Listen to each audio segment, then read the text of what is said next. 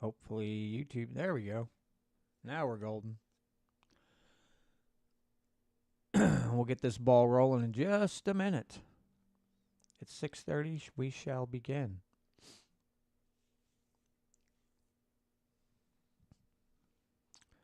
See what lies in store for us.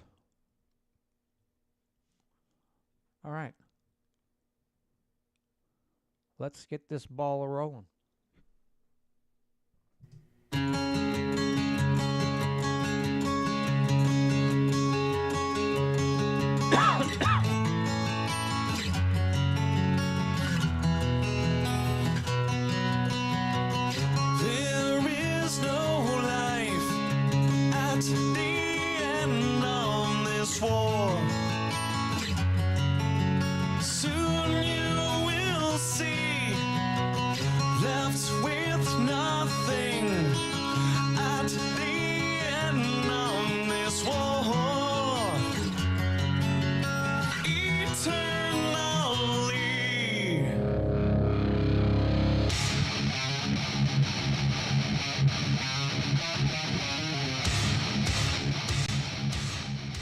All right, folks, and we are back with another edition of the Missouri Liberty Report. Thanks so much for joining me once again this week. So, several different topics I want to bring up, and, of course, some of that is how thankful we are, or how thankful we should be that we have the Second Amendment Preservation Act here in the state of Missouri. But,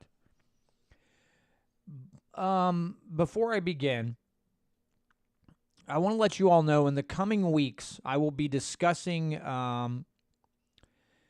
what has happened to a few people. I was in touch with a man by the name of Rob Robinson, who's had some issues with the sheriff's department down in Howell County.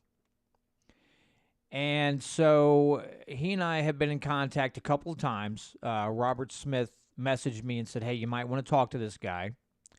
So I've talked to him twice. Last night I sat down and recorded a little over an hour's worth of talking with him.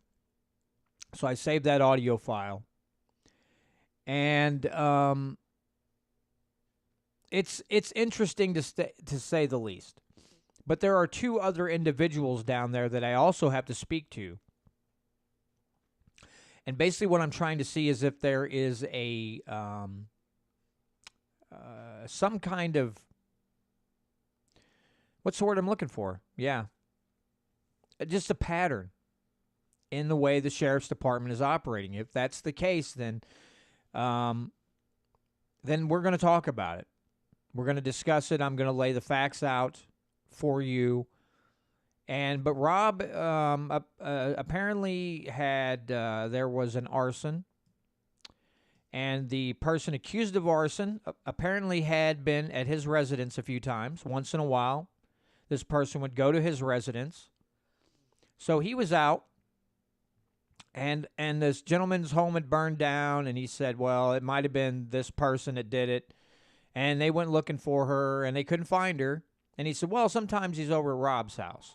So when he got home, there were four, and he was warned, hey, there's cops sitting in your driveway. And basically what ended up happening, he was tased twice and handcuffed and hauled off. And he's had several charges brought against him, and then they were dropped, and then they were changed. And so he's going through a bit of a you-know-what storm right now. And he gave me details on this and another incident that he was part of, trying to protect someone and getting drugged by a vehicle and warning the guy, hey, if you don't stop and let me go, I'm going to, if I'm going to shoot you because you're going to kill me. The guy just floored it, and he shot the gentleman. Now, he was exonerated. He had his trial, and he was found not guilty. And that was in Oregon County. But now he's in Howell County, And, he told sheriffs to get off his property. They didn't have a warrant or anything like that. And he said, you don't have a warrant. You don't have any of these things. Leave. And he did feel threatened. Now, he didn't pull a firearm on them. That's what they're saying he did. And he's saying to me that he did not brandish a firearm, and they are trying to get him for unlawful use of a firearm. So he's given me some people to contact about his case, what he's going through. And then I just, by looking into another case that he had told me about, I see comments from someone else saying, yeah, these people tried to do the same thing to my son, tried to get him put in jail for 30 years. So now I'm going to be on this road digging for facts. And I'm going to try to lay them all out, and I will give them to you. And then you make up your mind what you think is going on. Okay? But if this is a pattern of behavior down there, I think we have to bring it to light, because if we have law enforcement who are not following their oaths to the Constitution to serve and protect, that has to be brought out into the limelight. Now, we should, when officers do their job the correct way, they should get a thanks. But when they're doing bad things, then there should be repercussions to those actions. And it's as simple as that. So, there's, like I said, I have a couple other people I need to talk. Well, I have several people I need to talk to, but I need to get information on the other two cases of what's happened with them. And then again, once I have as much information as I can, I'm going to lay it out, and then I'll let you decide. The one thing I'm not going to do is I'm not going to rush into this. I'm not going to just say, here it is, because I want to be right the first time. I want to have the facts the first time. I do not want to come back for multiple episodes and say, oops, sorry, I screwed that up. Oops, sorry, I made a mistake and I have to correct myself several times. I do not want to do that. So, as I find the facts or the points on the cases or whatever, and get the information, hopefully talk to a couple other people, then I will bring all this to a podcast, maybe two, and as many episodes as it takes to lay everything out, basically. And then, again, you decide. But we have to raise awareness. If this is a pattern of behavior, bad behavior, where cops are infringing on people's rights, trampling all over them, then it has to be known. These truths have to be known. But I want to make sure that I get everything right, that I have factual information, that I have the correct information, get all the points, and then I will bring them to you. And then we will discuss it. And maybe these people can get the help that they need, whether it's, defense or whatever. Or just by bringing light to the fact that more people know about it. Because sometimes the more people know, the better the response, the better the work that gets done now. Scott Ganai says, pretty sure most departments weeded out the moral officers. I have to admit this. I will say this. I am fortunate where I live, because our police officers do not come in and, make a situation more hostile. They come in and they're polite, they're civilized, but they don't just kick in doors like, oh, we're going to come in here and whoop some butt. They don't do that here. I'm not saying that that's not the case. I wish everyone was that fortunate. But we do have some good officers here in the city of Owensville where I live. But, man, not everybody gets to say that. A lot of, some places got a lot of crooked, this city officials are just crooked. Or county officials are just crooked. I mean, think about this. If you don't know what the Battle of Athens, Tennessee, if you don't know what that's about, go check that one. Go look that up. It's all over the web. You can find it. Soldiers returning home from World War II finding that city officials are crooked, and they literally have a shootout. They get rid of the corrupt guys. They said, hey, we were overseas fighting tyrants. We didn't come home to be ruled by a different one. So they took matters into their own hands. So yeah, look up the Battle of Athens. Check that out. So who do we got in? We got Jonathan Ashley in here with us. We got Warrior Class 3. We've got Ganai. So good to see all of you in the live stream right now. But okay, so that's going to be coming up in future episodes. I don't want it to take too long because these people need to have their facts. They need their cases heard, and I don't mean a case in a court, but we need to.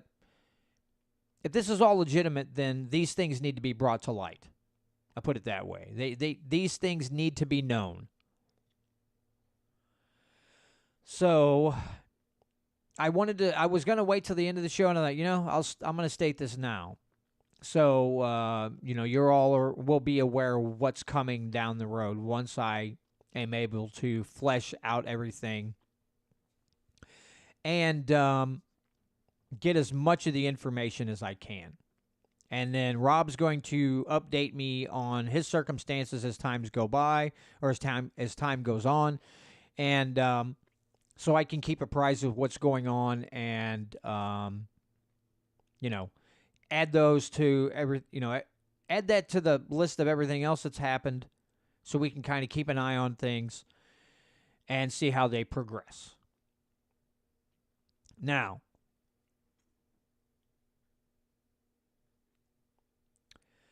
on the whole firearms thing, I know I went into I didn't go into great detail, but I went on and on about it last week, about the shooting in Texas. Now we had one in Oklahoma. And, of course, pointing out the obvious is that these things happened in gun-free zones. And that is not what the government's going to tell you. The government's going to say, well, these people are dangerous people. They shouldn't have, Biden says 9mm are too... They're too powerful a weapon. And it's a ridiculous thing. Here's what I have to say. As I said at the beginning of the show. Thank God for the Second Amendment Preservation Act. This is why it's so vitally important. Because when these things happen, and the government's hell-bent on saying we're gonna ban certain types of weapons. Here in the state of Missouri, we just get to go, well, that was a good try. It's a very good try, but we're not going to enforce that here in the state of Missouri, so we get to give the government the one-finger salute. Now, this is going to tick off a lot of politicians. It's going to make a lot of some police officers mad, some prosecuting attorneys mad, some sheriffs mad. Well, they already are mad, but they're going to be a little angrier if the government would pass some kind of ban on, let's say, a magazine size or a certain style of firearm, what have you. We just get to go, oh, well, that's hilarious. That's the best joke I've heard all day, all week, maybe all this year. But yeah, we're not doing that. And that's literally it, folks. We're not doing it because SEPA recognizes the authority and the natural rights, the Bill of Rights, the Second Amendment that says, that part where it says shall not be infringed. Oops. We kind of recognize that a little better than the Fed. Well, we recognize it way better than the Feds do. But, we literally just get to look at them and go, oh, that's cute. You're funny. You're very funny. Mr. President, you're very funny. Now, I want to reiterate something because I've seen it multiple times, and I can't remember. I probably couldn't find the meme now or the screenshot of the Twitter post. But it's basically something that says name something that government protects more than its money and its power. And I think below it he said, you and your children are not the answer, not the correct answer. And he's right. Very, very correct on that one. The government has no interest in protecting you or your kids. If they want to take away your firearms, they're protecting their power. They're not. They have no interest in protecting your children in a government school. These horrible events, they said in the past, you never let a thing like this go to waste. You use they use these to their benefit. This is another thing they're using to their benefit. Mass shootings in gun-free zones.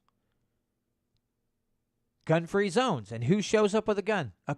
Somebody performing a criminal act. Now, I've seen stated, and I have not looked into it myself. I'm just going to state that the shooter in Uvalde, Texas, had two Daniel Defense ARs, and all these other things, and he was an unemployed person. So how does an unemployed Daniel Defense ARs are not cheap? They're $2,000 or better. How does an unemployed kid buy all these things? How does he have all these things? I'm just asking, because if I went to the gun store and said, yeah, I'll take two Daniel Defense ARs and maybe some optics and some ammo, and they would go, oh, that'll be $5,500, and I'd be like, yeah, can you just give them to me because I don't have the money? They're gonna go, really, dude? Why don't you just skedaddle on out of here? Because if you don't have the money, you can't get the firearms. Where did he get the money? It's an important question, because it does seem that the FBI had multiple warnings about this guy, did nothing. So it begs the question, do they allow these things to happen? Because look at what has become of our intelligence agencies, the FBI, the CIA, the NSA. They are instruments turned against the very people they are supposed to protect. So if you just wave off someone who's apparently made several threats, all these things, and you just go, who cares? Maybe tomorrow we'll look at that, but not today. Okay. What are you supposed to expect about? What are you supposed to think about that? An unemployed person has two brand new Daniel Defense ARs, all this other, and some of the sides that go with the main course.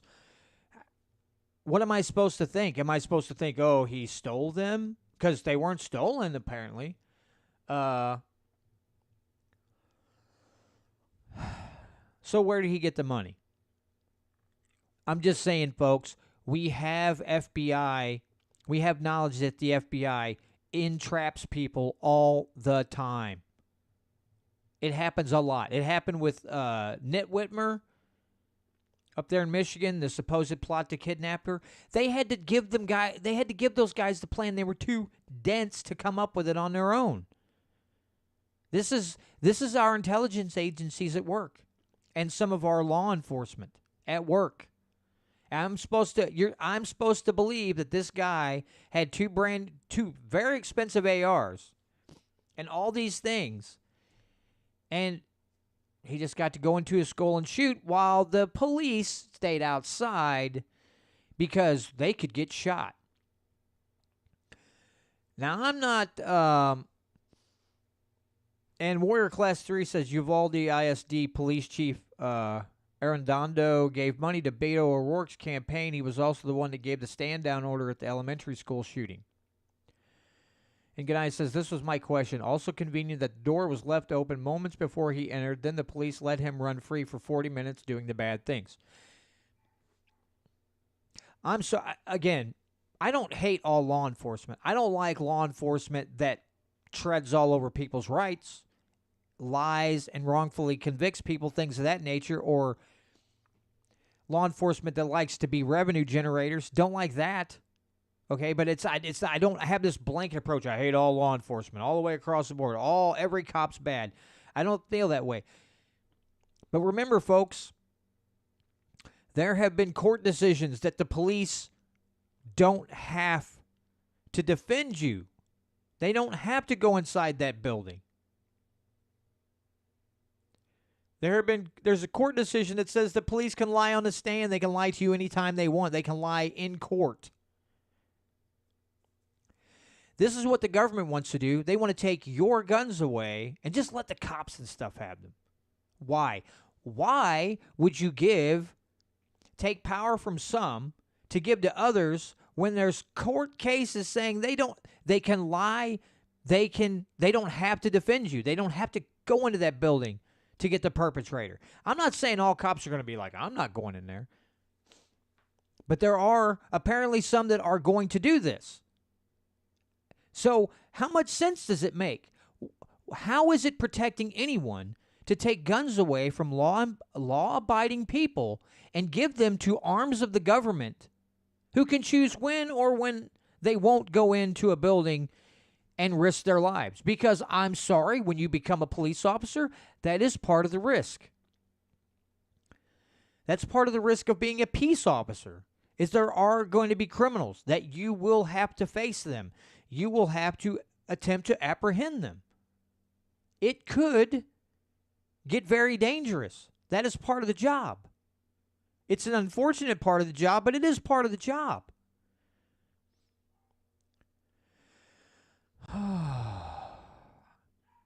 It just, I have family members who like, people shouldn't have AR-15. I literally had a family member say people shouldn't have AR-15s because they penetrate body armor. You dolt. I didn't say anything because I would just get myself into a load of trouble. But it's like, no, not anymore, it won't. So I'm just, it's sometimes you just like, can the stupid get any more, can there be any more stupid? And you think, no, probably not. And then you're always wrong. Because, yes, there can be more stupid. Said, done, whatever, thought. This whole thing stinks to high heaven. And people, again, it's just like with COVID. They have flipped the switch off. Their brain is not operating at all.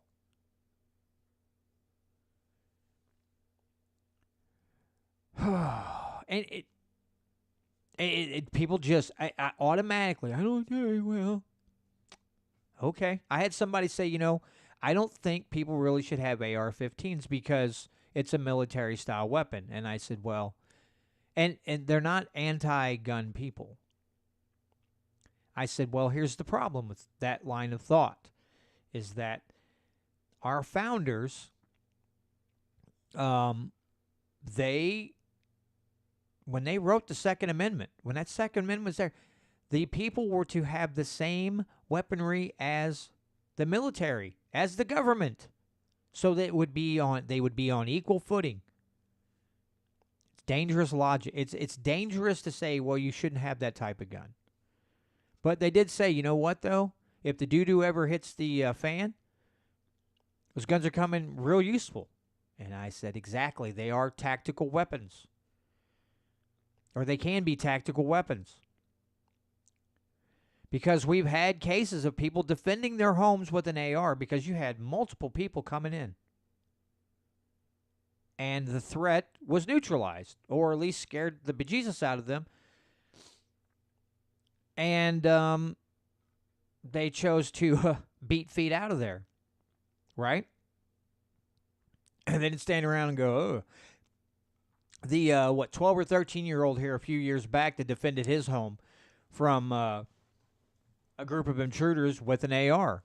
And I think he shot and killed, I don't know, at least 2 out of 3 or something like that. I don't know. One of the grandparents of one of the kids that lost his life said that wasn't a fair fight. My son, my grandkid shouldn't have been doing that, but that wasn't a fair fight. Oh, so what? He sees you coming in with a ball bat. He's like, hold on, I have a gun. Let me put this down.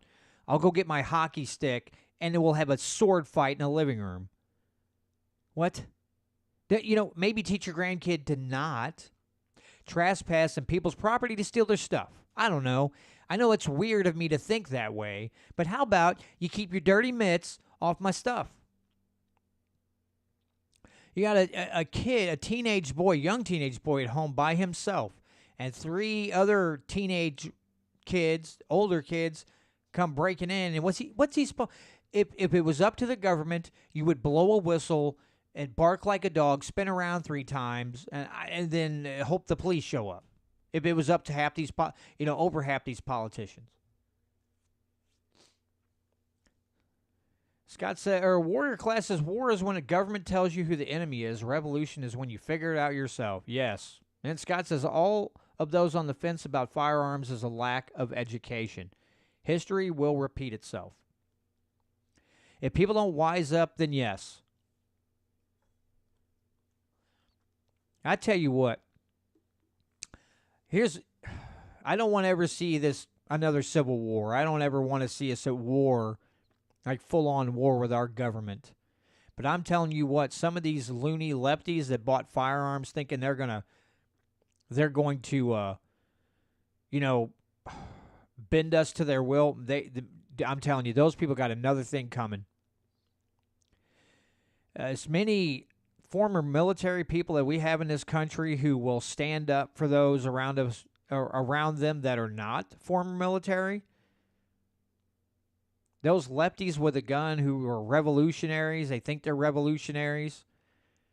Those people are going to be in for a real rude awakening if it ever comes down to that. That's a game that they are not going to want to play, because that's one of those, you play stupid games, you win stupid prizes. And I do not come on this podcast to incite violence, so don't, take it as, oh, he's trying. No. I'm just laying it out there. I'm telling you what would happen in that situation. That's a fight those people don't want. The only way Marxists get their way is if we're disarmed. Their bloody revolution that some of these idiots want, we have to be disarmed in order for us to get there. What the bloody revolutionists don't understand is that they will be cannon fodder for the people at the top. And when they're done with them, they will spit them out just like everybody else. It's a machine. Marxism is an evil machine, and it chews up everything in its path. The only people who don't get chewed up are the ones who are running the machine. Everybody else in the system, everybody in front of that machine or behind it, they just get, it's like throwing them all in a wood chipper. But, and we got Trudeau is like, I'm going to put a halt to any, firearm or handgun sales or whatever. Canada went through enough with COVID, and Australia was awful. And Canadians are going to find themselves in the Australia boat if they're not careful. If you do not get rid of Castro, little Castro there in Canada, Canadians are going to have a hell of a time. They're going to be some problems. Yeah, BH says they're useful idiots. Yeah, they are. The people that think that they're going to bring some utopian socialist society in the United States, in the end they'll find out they're useful idiots. They thought they were doing some great thing, and then they find out, oops, we were wrong. We were really wrong. Why are they treating us like this? We helped them. It'll be why are you doing this to us? We wanted it to be this way. Yeah, you set up a different class of rulers, and now you're going to be oppressed. You're going to feel the full strength of a Marxist government. Good job, you moron. The whole thing with firearms, and Warrior Class 3, I was just getting ready to say this.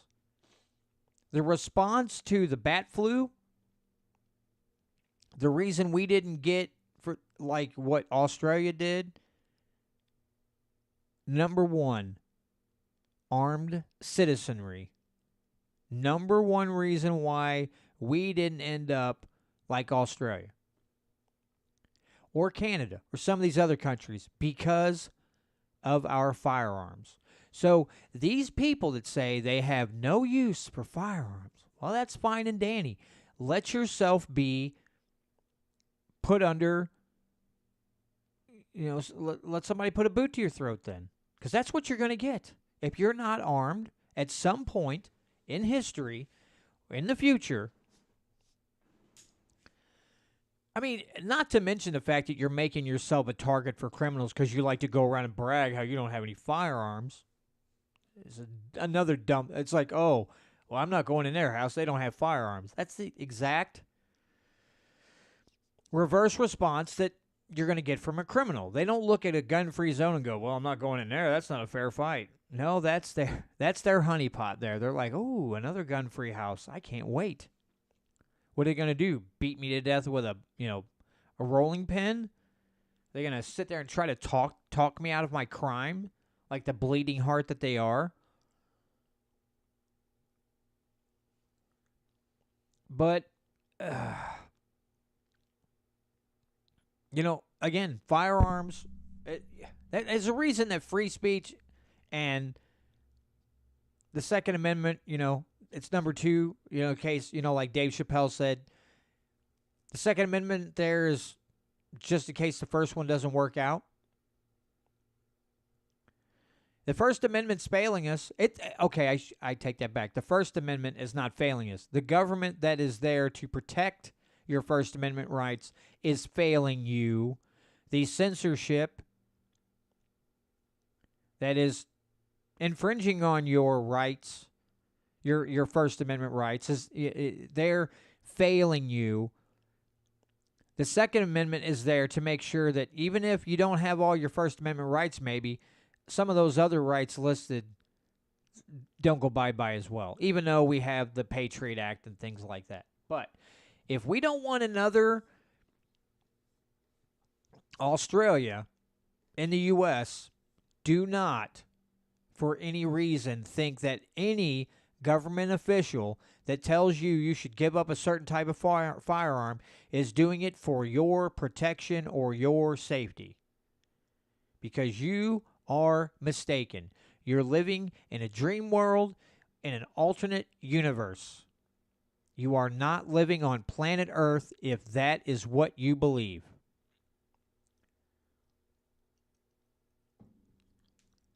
Let me read you this article here. This comes from the Columbia Missourian, and you can find this article at columbiamissourian.com. It says Missouri Senators Blunt and Hawley call for red flag law, harsher penalties, respectively. It says Missouri's duo of Republican senators called for federal action to combat gun violence Wednesday as Senator Roy Blunt indicated potential support for a red flag law, and Senator Josh Hawley suggested harsher penalties for violent crimes. Typical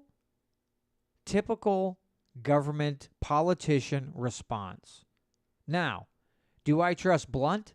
I think Blunt would sign on a red flag law. What the hell does he care? He's retiring. He'll do it, and he won't even think twice about it.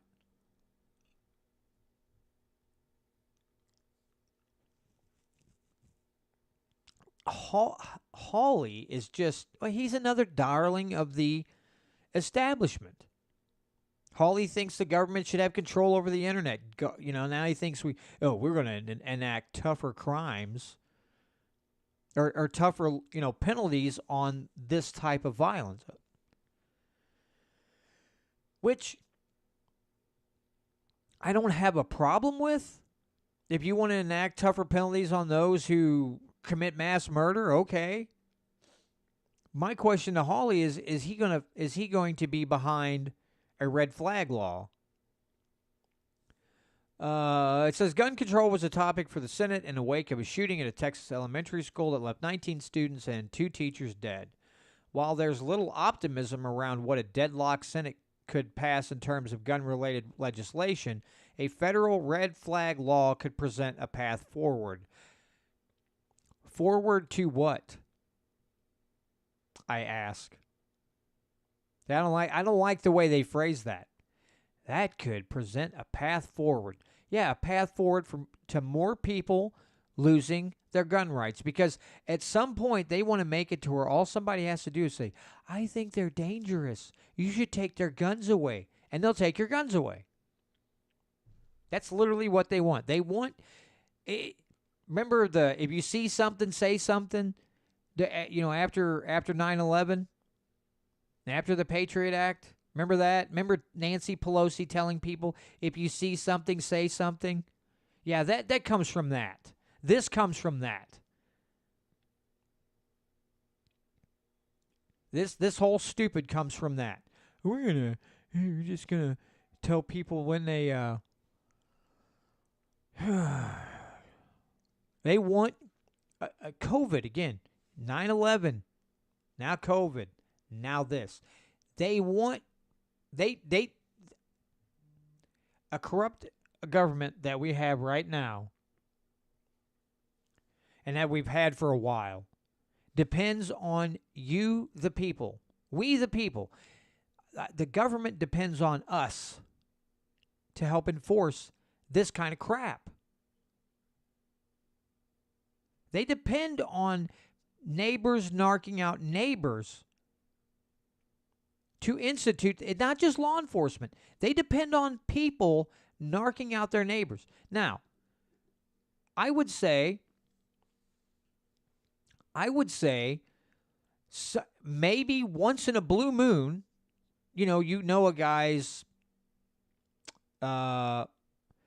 literally unstable, and maybe you hear him say he's going to shoot up a place, and he's got mental health issues or whatever. Maybe somebody can take a look and say, okay, let's investigate. But just to take someone's firearms off right off the bat because you claim they're dangerous or you claim they pose a threat? No. It's too easy. Government will have people perusing your social media, your emails, any of these things. And, oh, there's a flag. Take their guns. They said this in an email. Ganai says, let's not forget the new yellow flag law where law enforcement can confiscate your firearms. Yeah. And this is just a horrific thing. The article goes on, those rules, which already exist in 19 states, would allow authorities to take guns from individuals considered to present a threat. Blunt is among the Republican senators open to considering that kind of law. As we learn more about the facts in this case, I'm open to looking at what we can do in a bipartisan way to prevent another tragedy like this from occurring. Yeah, nothing like a bipartisan effort curtailing and crushing your natural or constitutional rights. Yeah, that's the worst kind of bipartisan effort there could be, is Republicans and Democrats coming together to screw you out of something. Your money, your property, your guns, your medical freedom. That's the worst.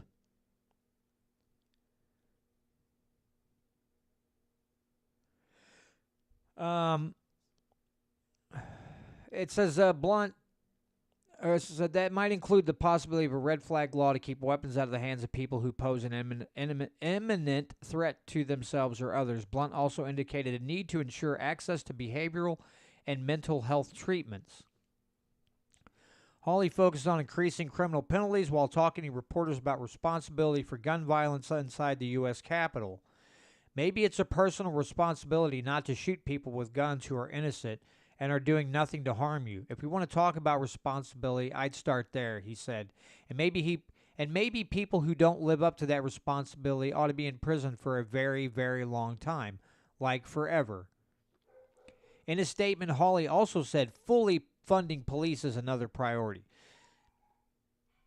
Okay. Here's my thing, okay? That uh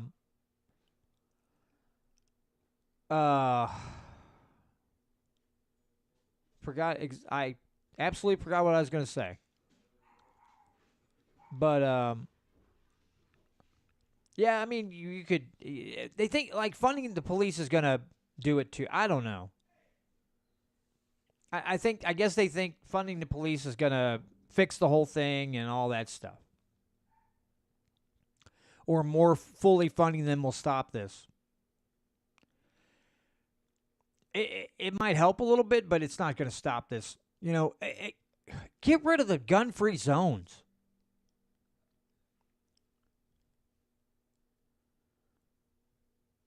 How about I think that's a start. Getting rid of gun-free zones is a good start. Anyway, going on, both senators previously received endorsements from the National Rifle Association for their support of gun access, while Blunt received an A rating from the group. Blunt has received the fourth most money from the NRA of any current member of Congress over the course of his career, according to Open Secrets campaign finance data. Hawley ranks 12th.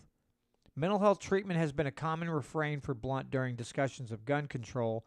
Hawley, too, has traditionally turned to stronger punishments for those convicted of gun-related crimes. Blunt wasn't the only Republican senator to signal support for red flag laws, though some of his counterparts said they would rather see that left up to individual states to decide.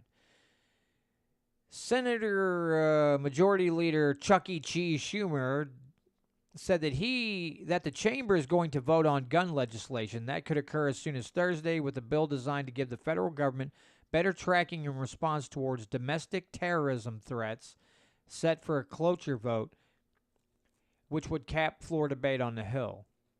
Legislation that would expand background checks for gun purchases online and at gun shows passed the House last year, though it hasn't come to the Senate.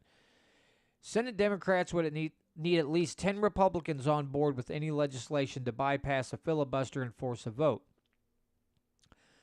Okay, it says Senate begins its Memorial Day recess Friday and isn't expected to return until June 6th. The House is not in session this week and returns June 7th.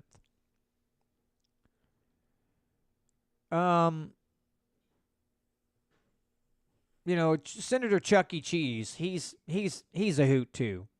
He thinks that as soon as these things were occurring, we're going to get in there, we're going to do some gun bills, we're going to pass gun laws. Now, I heard something the other day, or actually it's been a while back, that the government has dumped money into ammunition production.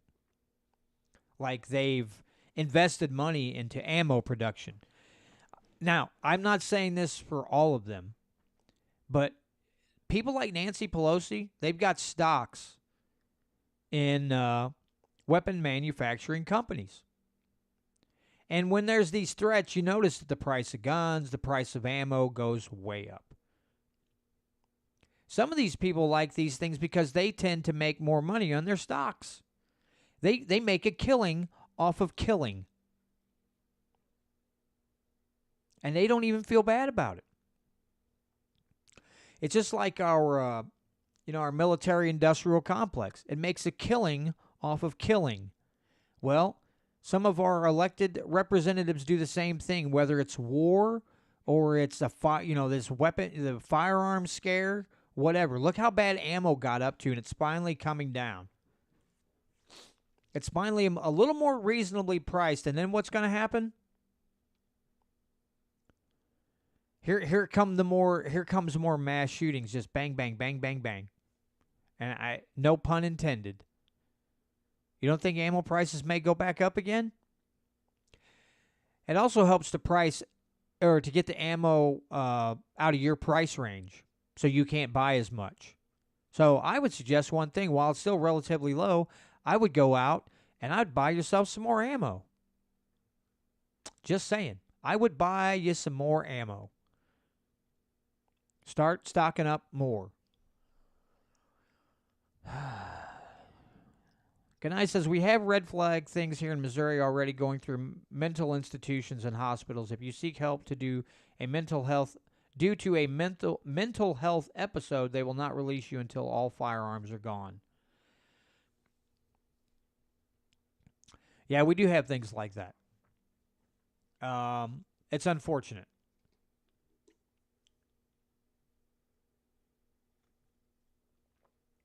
But let's not kid ourselves. There are many reasons the government enjoys, and there are many uses for violent events like these. You know, some of them are, again, some of them are taking away rights, and some of it is making themselves more rich than they already are. You know, because rich people are evil. Well, in their case, they are. These wealthy people that sit in the halls of Congress, they are evil. I don't think most wealthy people are evil, but the wealthy people in Congress, yeah, I'd say they're evil. Those are the wealthy people you got to watch out for, not business owners. Wealthy politicians. That's who you got to be aware of. That's who you got to be scared of. Because they will use these circumstances to make themselves extra wealthy and get themselves extra power. So I guess that would be my tip for you from now on. If you're going to be scared of wealthy people or think they're greedy, the first place you look, every time Pocahontas, what's her name? The idiot that says she's an Indian, but she's not. I think Elon Musk called her Senator Karen. People like her, Elizabeth Warren, that's it.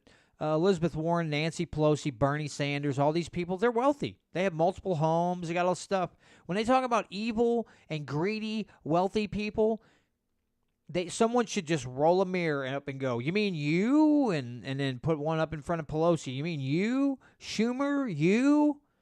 Bernie Sanders? You? You guys looking in the mirror right now? Is that who you're talking about? Because you scare me more than anybody who owns a big business.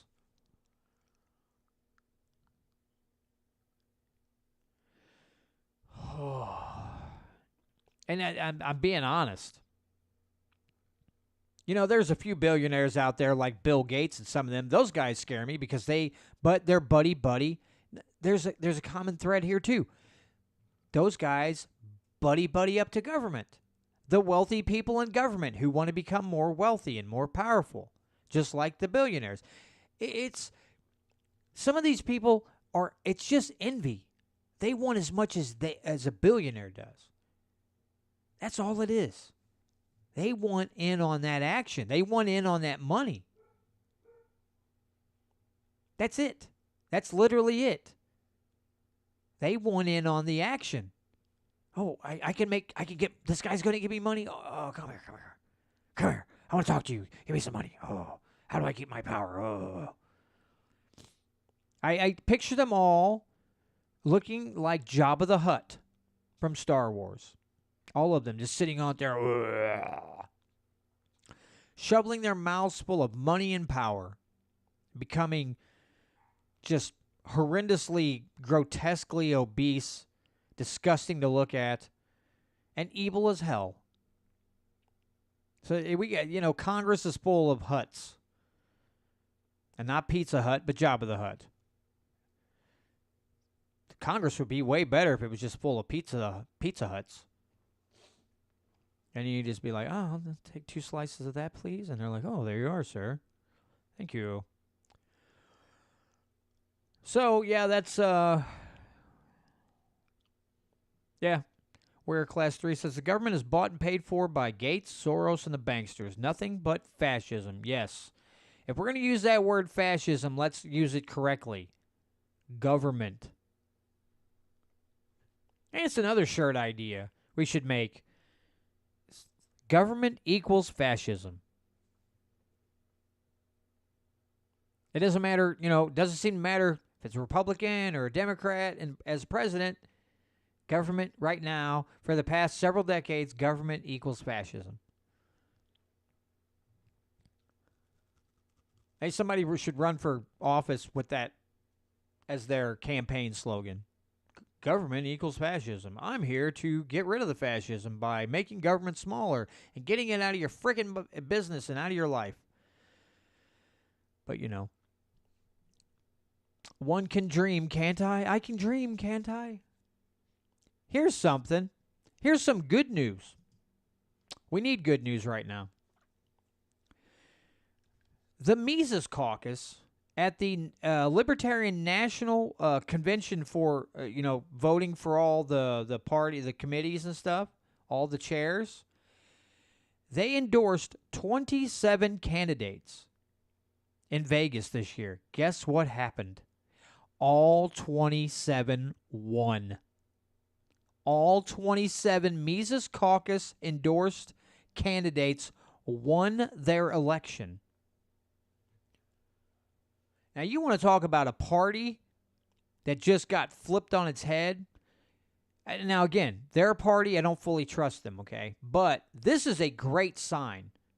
At least members of a political party finally had the nerve to go, you know what? Tired of your stupid. COVID, this is what happens. A lot of this is from COVID. And the national parties, and should happen in a lot of states too. A lot of state parties were silent. I've spoken about this many times throughout the last couple of years. I'm stating it again. They had a golden opportunity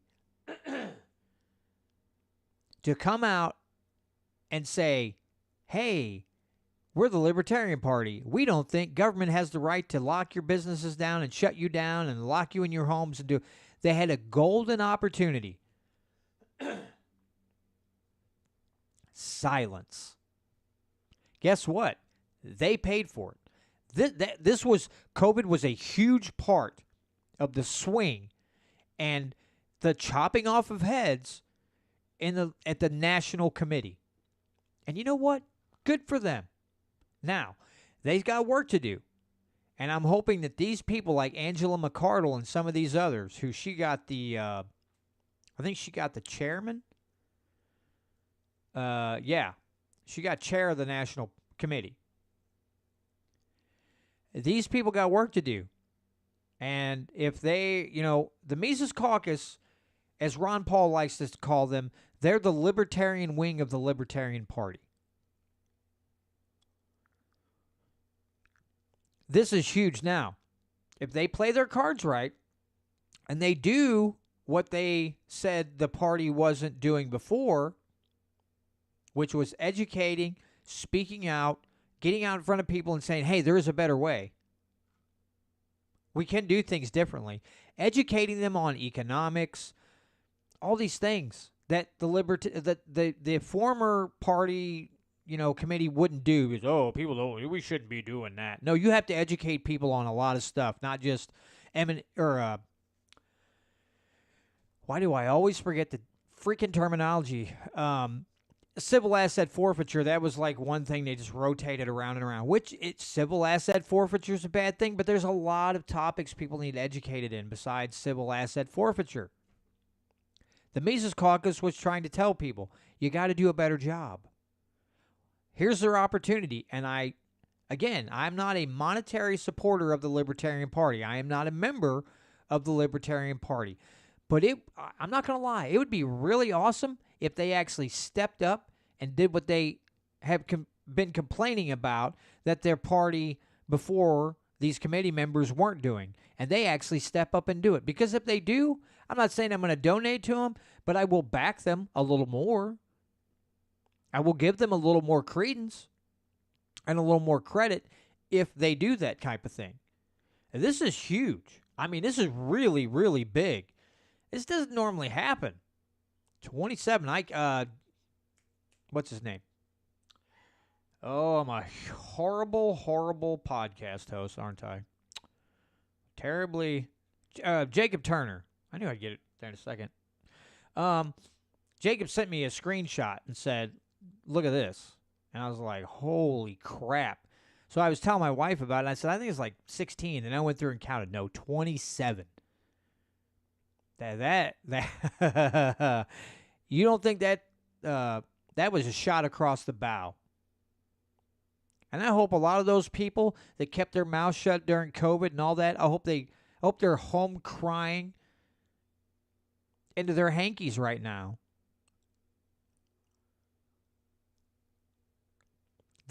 Some of those people they were spouting the leftist crap, racism and transphobic and sexist, and they were throwing out all the words that the left uses against some of these people. I mean, they've been saying that they're racist and for a long time. But yeah, it's going to be interesting to say the least. All right, for those folks out there in KEYK land, thanks so much for joining me for the Missouri Liberty Report. Again, you can reach me at mlreport@protonmail.com. That's mlreport@protonmail.com. You can also message me on Facebook. Find me, Missouri Liberty Report on Facebook, and message me there. Y'all have a great week, and we'll see you next week. Okay, so I got looks like I got 5 people in here right now. One thing I want to let you know is there's I have a friend at work. His girlfriend makes cups and stuff like that. So I took the Missouri Freedom Initiative with the permission of Patrick, the Missouri Freedom Initiative logo.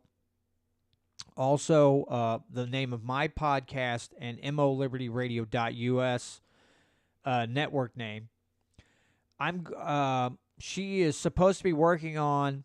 I think I'm gonna have her make some taller coffee mugs with the logo and their name, and then my podcast name, and then Missouri Liberty Radio's domain name, and have them put on a good sized coffee mug. Big one. And what I'm going to do with that is I'm going to have her make probably 5 or 6. And then as soon as I get them, I'm going to do a giveaway. I'm going to give away 2 right off the bat. And all I'm going to do is have people go to my Facebook page, type in their name, maybe their address. I might not even ask for that. Just their name and their city.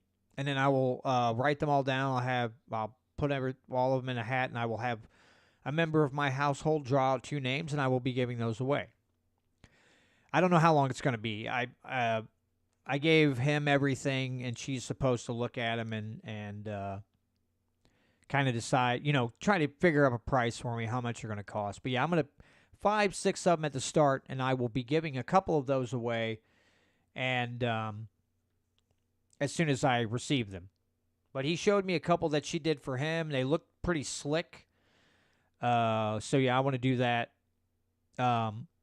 for my viewers or my listeners who stick with me every week, even though I'm a stumbling, rambling, stuttering fool at times. But yeah, just as a little, and it all, some people carry them around, take them to work, whatever. Then people see the names on there. I'm hoping to spread the names of all these outfits around, so other people see them and go, who's that? What's that outfit? Just kind of get our names out there. Let people know the good works that we've been doing and some things that we're working on. And I think it'll be, I'm hoping within a month or so to have those. We'll see, because she's a busy gal. She works a lot. But that is one thing that I am working on right now for a giveaway. You guys want to hear something funny? Here's something funny. Tired of waiting. This is from fox2now.com. Tired of waiting, mystery person fills pothole on St. Louis street. It says people are so frustrated with potholes on St. Louis area roadways, they started filling the potholes themselves. Thousands of potholes remain in the region, but you can now cross the monster pothole on Roseberry Avenue off the list. A resident said someone who lives in the area just west of Forest Park got tired of waiting on the City of St. Louis Streets Department and patched it themselves over Mother's Day weekend. Home improvement stores now sell asphalt patch products by the bag. The patch job included small tiles, spelling the words, and this is stupid, "Eat the Rich," tapped into the asphalt. No one seems sure why. A man who did not want to be interviewed painted over the message Monday. Nearby resident Chris Hughes was glad someone filled the pothole after nearly a year. With street parking, there was no way to hitting it. I guess what it meant to say, there was no way to not hitting it. There are cars on both sides. You don't want to hit them, but you also don't want to hit the pothole.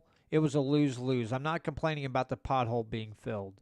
There's even a candidate for the U.S. Senate from St. Louis running on a platform with one primary goal: filling every pothole in America. When I get to D.C., I plan on introducing my Pot for Potholes legislation, candidate C.W. Gardner said in a social media campaign video. Gardner launched his Republican primary campaign as a satirical jab at the other candidates on the ballot. When asked how much of the campaign is real, Gardner laughed and responded, "That's a good question. I can't answer that. I want to do something called the Missouri Project. It's on par with the Manhattan Project, where everything is directed towards pothole eradication." Tax revenue from federally legalized marijuana sales would pay for the program, he said. People hate potholes so much that they're starting to take him seriously. That's happening more and more, especially with my friends. They're starting to say, your ideas are good. I'm like, I know they're good. I can't help that. I don't know what to do at times. I don't know where we're going with this. I'm just kind of riding the vibe. All right. Says the City of St. Louis Streets Department has enough pothole funding, but not enough dry days or workers to fill the close to 1,900 known unfilled potholes just in the city limits. There are significant staffing issues, said the department's director, Kent Flake. We're a little over 40% short on staff currently. That's the biggest thing. We need to get guys in the door. We were supposed to have 2 guys starting today. Neither showed up. Workers learn skilled trades while getting paid. He said the city even offers job application assistance. Flake said with a hot, dry forecast and 6-day work weeks planned, more than half of those potholes should be filled within 2 weeks. There's no need to do it yourself. Flake strongly advised against it. What I want to know, because there's no picture with the article. I didn't see a picture. Did he do a good job? Did the person that filled the hole, did they do a good job?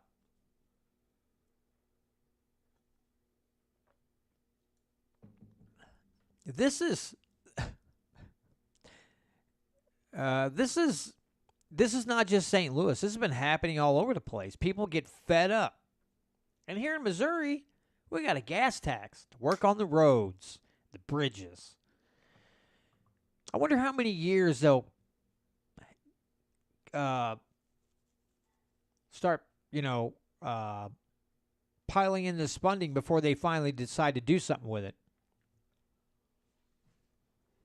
Because here's another thing, right? All these street departments everywhere are hurting for help. So you got your money. Now who's going to fill the holes? You idiot. They had to have that money, but then they also did what government does and overreacts and does dumb things and lose people willy-nilly. And now they don't have enough people to do the jobs need to be done with the money that they so badly needed or said they needed because they misspend like crazy. That crap's funny to me. I find that hilarious. I don't find the gas tax funny, but I find it funny that people are so fed up that they're filling the potholes. And here's something else. He's like, there's no need to do it yourself. Yeah, because then you'll figure out how worthless government can be. Again, that's their biggest fear. The people knowing how useless they really are, that they're inept. It's just a confused barrel of monkeys.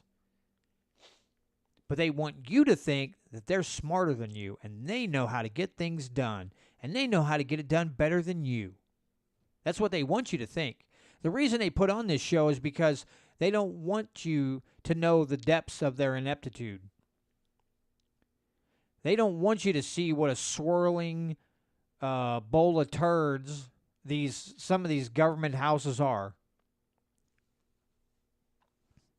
Ganai says, not sure why we use asphalt anyway. One winter and it's gone. Yeah, I will say that. This past winter that we had here in Missouri, all that ice, time after time, it really jacked up the roads. I have seen where some company is taking plastic and using plastic and making roads out of it, and supposedly, it's holding up pretty well, and they're testing.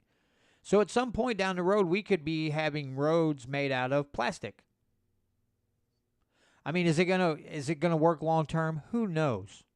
I mean, can't hurt to try, right? As long as it's not a taxpayer funded experiment, and these companies take it upon themselves to do it, have at it, friend.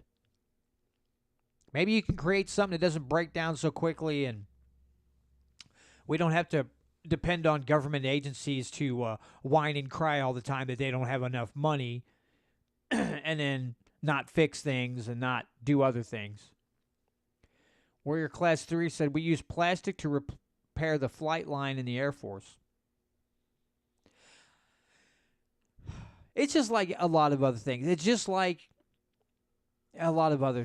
If people were allowed to innovate fully and without regulation and government interference, we'd probably have a lot of good alternatives to what we have right now. Right? If there wasn't this public-private partnership, this crony capitalism, I think there'd be a lot of innovators that would come out with a different way to put down a road or any of these things. But because government and their little buddies get in the way, want control of everything, we can't have all these good innovations. Put that in your pipe and smoke it, right? I mean, come on, think about it. Seriously, think about it. Think about all the good innovations we could have if idiots weren't in control. I mean, you wouldn't go, you work for some big company, you wouldn't take let's say 10 new hires right off the street that know nothing about what's going on in that plant and go, okay, you now own the company and go.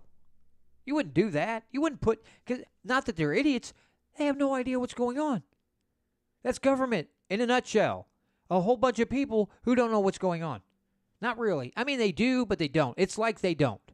They like to put on a good act. They perform just well enough to keep their job. And then on the backside, in the hidden part, in the dark dungeon room that they hide in and rub their greedy little hands together to steal more money from you, they're really good at that. But solving issues, that's a skill that's sorely lacking. Why? Because more government doesn't fix anything. Ronald Reagan had that quote. One of those worst things you could hear is, I'm from the government and I'm here to help. Agree or disagree, like or dislike Reagan, that is true. That is one of the most frightening things you'll ever hear. I'm from the government and I'm here to help.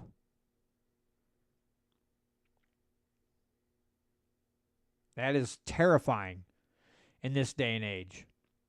Terrifying.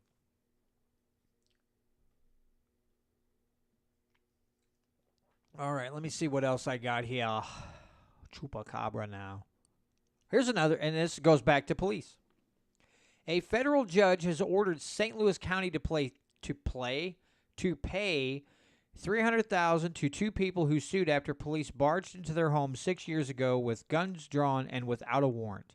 A final judgment in the case was entered Thursday against the county, ordering it to pay John Luer and Andrea Steinbach for damages stemming from the home intrusion, the ACLU of Missouri said in a news release. The ACLU said Luer and Steinbach were woken about 3 a.m. on July 10, 2016 to find armed officers in their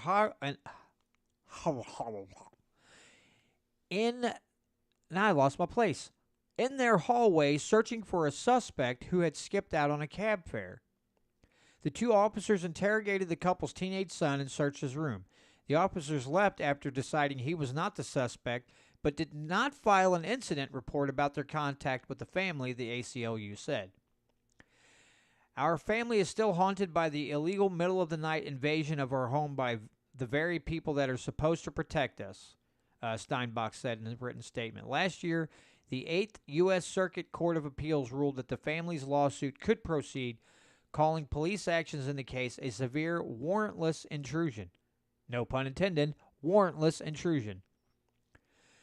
Police spokeswoman referred questions to the St. Louis County Counselor's Office. That office did not immediately return a phone message left Friday morning seeking comment.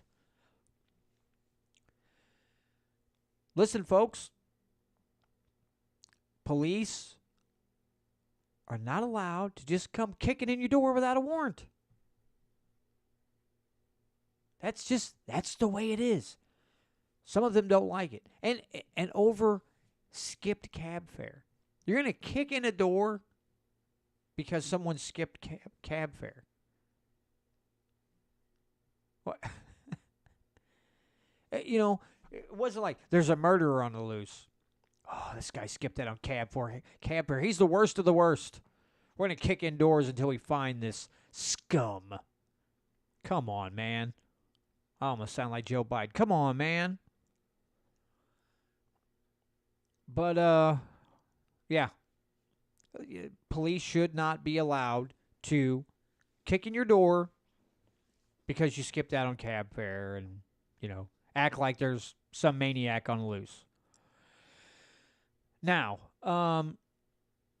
this does go into another topic of topic that I will get into later on, which is getting rid of qualified immunity. It's got to go. I know some people are like, whoa, no, it has to go because if you, it makes it harder to prosecute law enforcement that has done bad things to someone, who's trampled rights, who's maybe actually killed someone needlessly. Not out of self-defense, but because out of anger or whatever. The qualified immunity has to end. It has to be gotten rid of. It doesn't matter what job field you're in.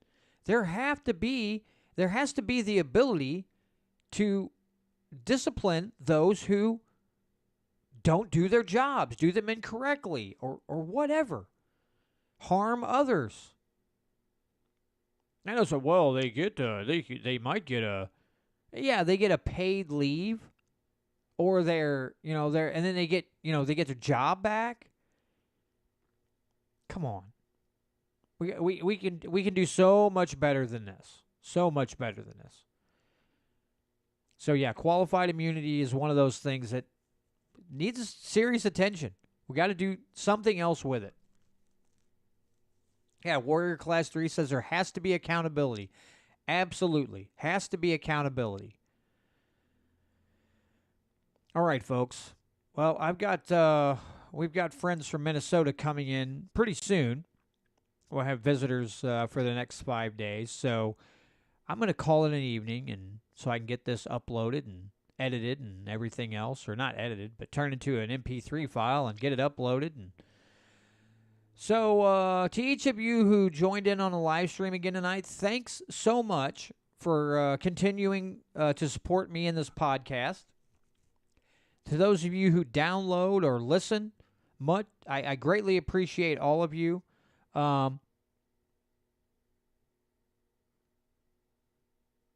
That tractor I've got behind me, What tractor are you speaking about, bro? He's like, before you go, can we see that tractor you got behind you? I'm not picking up what you're putting down there, Warrior Class 3. I'm a little tired today, so if that's a joke, it went right over my head. Like right over my head. Yeah. Oh, the bass guitar. Okay. Yeah, let me grab that real quick. I'll be right back.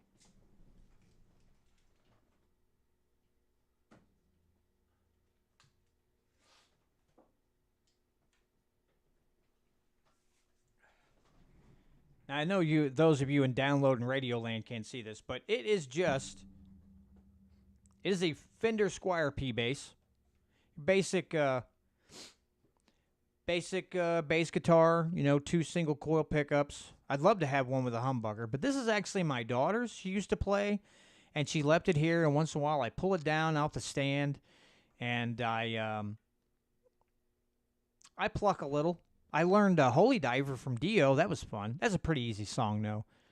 I don't really challenge. My hands aren't what they used to be, and they start aching pretty bad after 10 minutes of playing. I've got some issues from some of the jobs that I've had. Kind of screwed up my hands and my wrists, so don't play a whole lot. But once in a while, I'll get bored, and I'm like, oh, let's pick up the bass and try to remember some of the songs, like some of the Rage Against the Machine songs and stuff like that I learned literally years ago, probably like 15, 20 years ago, and try to play them all over again to see if I can still remember. Some of it is. Some of it's like riding a bike. I just get back on and I start playing. I'm like, oh, yeah, there's the notes, and I start playing along. Actually, I never really plug it into an amp, but a few weeks ago I did. Played Holy Diver. I'm like, I'm sitting here playing this, no amp, and a bass guitar is a little hard to hear without an amp. But I plugged it in, and I didn't actually sound horrific. It was kind of nice.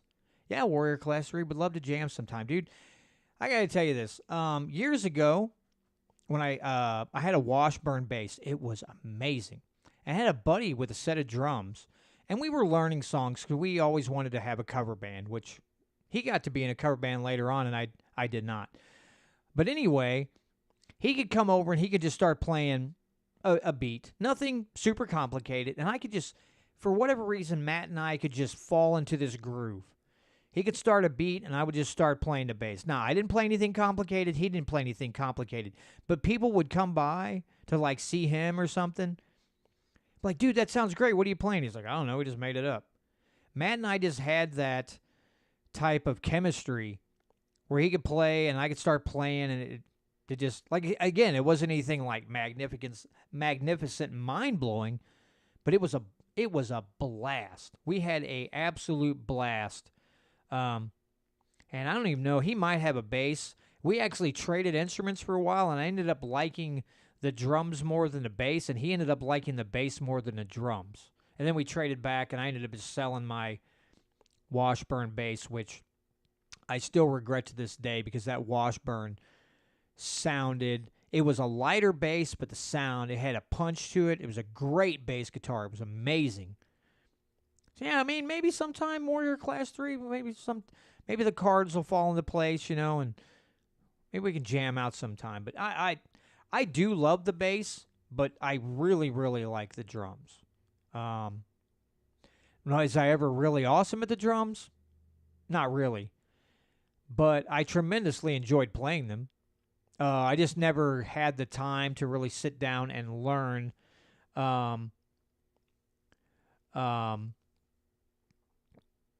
and really learn the drums. I played and I tried to learn different things, and I would just make stuff up, and I just enjoyed playing the drums. Thing is, I don't have room for them right now, but if I ever did, I would have a massive drum set. I would have double bass. I would have literally 2 bass drums if I could, single pedal on each. Plenty of cymbals, some rototoms, everything. It would be the bee's knees. But anyway, again, thanks to everybody who joined me tonight on the live stream, or if you're listening, downloading, however you get this podcast. Thanks again so much. I should be having a guy running for state rep by the name of Scott Rydell on next week with me to discuss his campaign.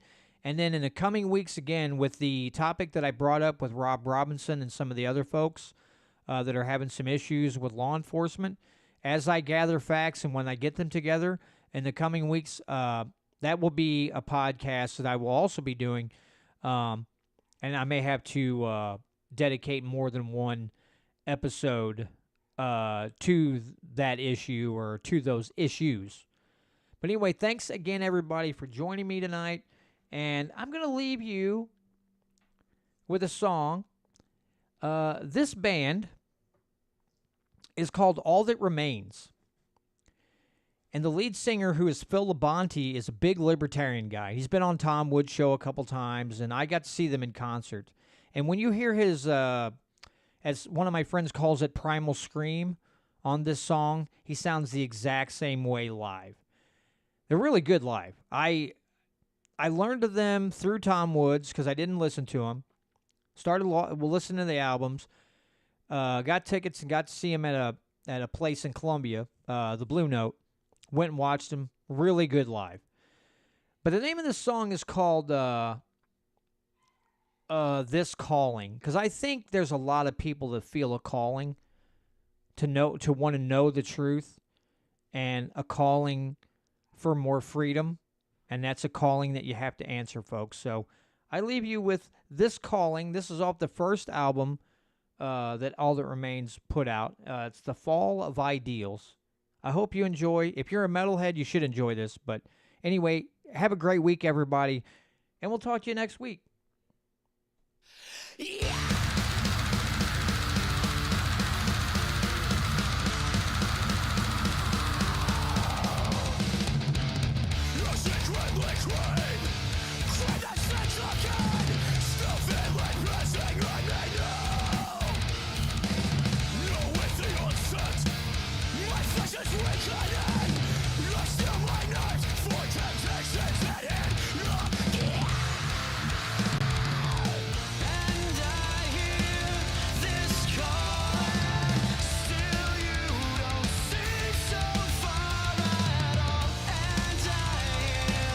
This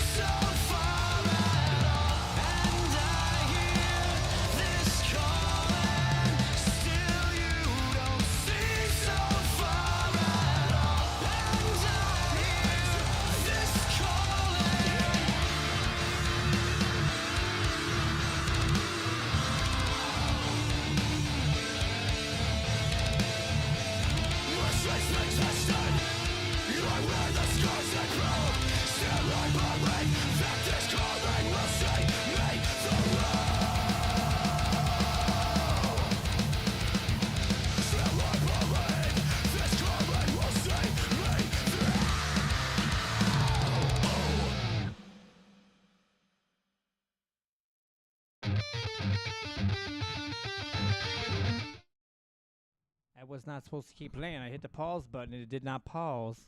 And now my mic's falling over. What in God's creation is going on? Anyway, guys, thanks for joining me. Appreciate all the comments. You guys checking in every week and hanging out with me for an hour or however long I dribble on. Greatly appreciate all you guys. I'm glad that I got some fellow metalheads because I it's kind of sucks being a metalhead sometimes because people just you talk to people and they're just like I don't listen to that and I'm like, really? You don't like any? Mm-hmm. I really like Lamb of God. I really like Amon Amarth. Some of that's I love that stuff, man. You know, it's weird because I go out and I'll take my camera with me somewhere and I'll have my earbuds in and I'm doing nature photography. I'm taking macro images of insects and just nature in general. And people probably think I'm listening to classical music and I got Viking metal like beating in my ear holes. And if they ever, what are you listening to when you take these pictures? Like, here, take one of my earbuds. And they're like, what in the hell is this? They're like, that, ma'am or sir, is beautiful music. That's what that is. You should learn your music.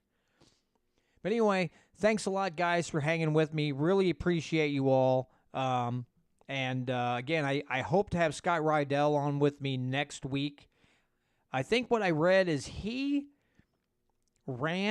decided to run because the guy in his area wasn't around at the time, or he was too busy or something with COVID. He wasn't around for the rules with COVID, and so he said, "Screw this! We're gonna fix this."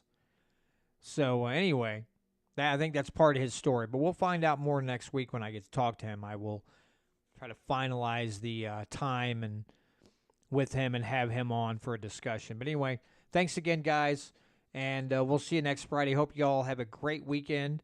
I know tomorrow I'm going to the range and launching many rounds of lead down the lane, and Sunday